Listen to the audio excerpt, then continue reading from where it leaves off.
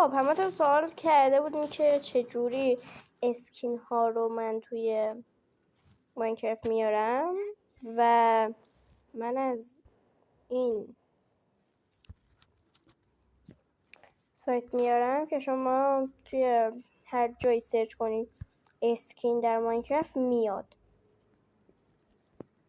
خیلی خوبه، همه چیز داره، مثلا حتی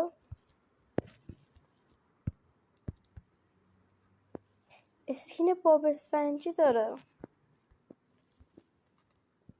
جوکر، همه چی هستن، پرپر و پیمون، عالی، بی‌نظیر. دیریم بلو اسکین، پیکاچو، واقعا هیچ ایده‌ای ندارم این چیه، ولی سونیک،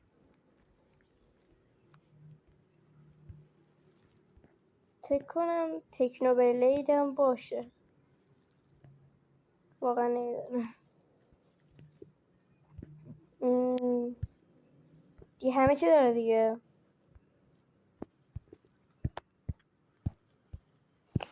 دیگه همه چی داره، شما هر اسکینی بخوای داره، مثلا بلاک ها هم داره، بلاک های ماینکرافت هم داره،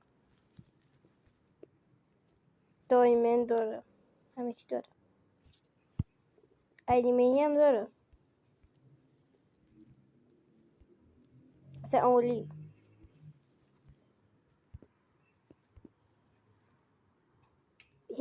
بی‌نظیر خودش شکرت.